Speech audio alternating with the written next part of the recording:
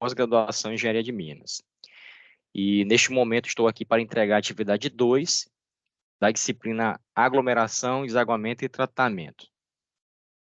Então, são duas perguntas, são duas letras, na qual a gente reflete aqui sobre o processo de aglomeração de material. Então, falando sobre a prensa de rolos neste processo.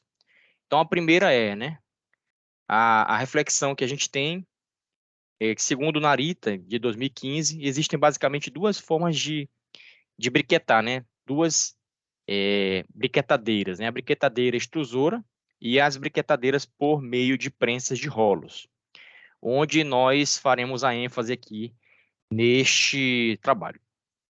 Na briquetadora de rolos, ou prensa de rolos, a carga é alimentada de forma contínua, por gravidade, ou por uma rosca sem fim passando entre rolos, que são colocados de forma paralela e giram em sentidos opostos. Então, só para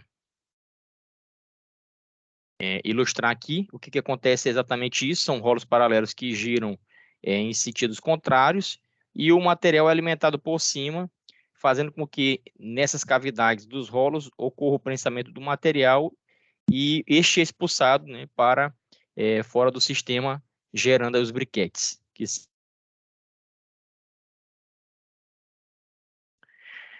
Então, aqui respondendo a primeira pergunta, né, quais são os casos em que a prensa de rolo não é adequada?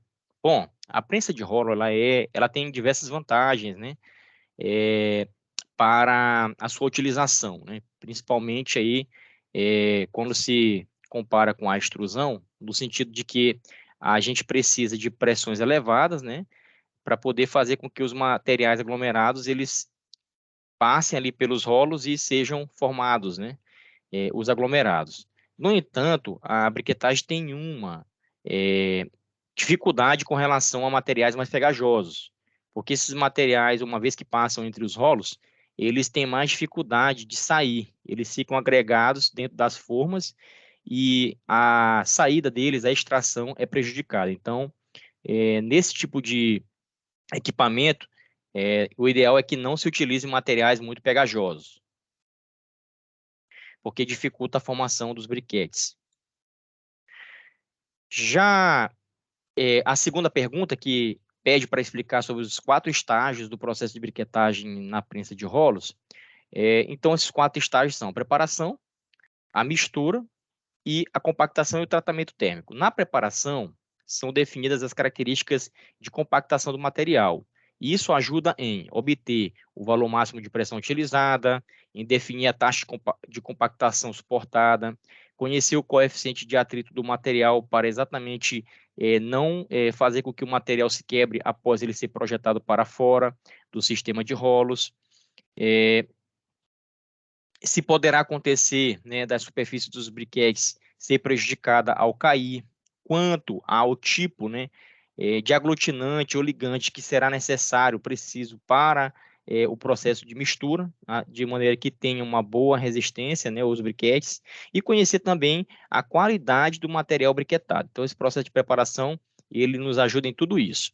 Na mistura, é uma das fases mais importantes do processo, porque nela a gente define qual é o melhor aglutinante, né? E também precisamos atentar com relação à distribuição dele dentro do material, que deve ser feito de forma uniforme. E também é importante falar sobre o equipamento, né, que ele deve ser devidamente dimensionado, né, para que o tempo de residência da mistura no interior não seja o superior necessário, né? Então, e se houver a necessidade de tratamento térmico da mistura, é possível utilizar também vapores saturados ou superaquecidos no próprio equipamento. Então, esse processo é um processo muito importante dentro da prensa de rolos, que é a mistura. A compactação também é um processo importante, que já é propriamente dita a fase de operacionalização e formação dos briquetes. Então, identificado aí, né, a compressão do material de forma paulatina ao longo de toda a extensão dos rolos, para que isso possa ocasionar, né, na melhor fabricação de briquetes possível, reduzindo também assim, de forma brusca, com que o material aglomerado seja liberado na saída e venha cair e quebrar. Então é importante esse processo de compactação, ele precisa ser bem feito. O tratamento térmico também ajuda, porque ajuda a melhorar a formação do briquete. Então, esse processo também é um processo que deve ser controlado, deve ser feito aquecimento e resfriamento de forma vagarosa, né, de forma controlada.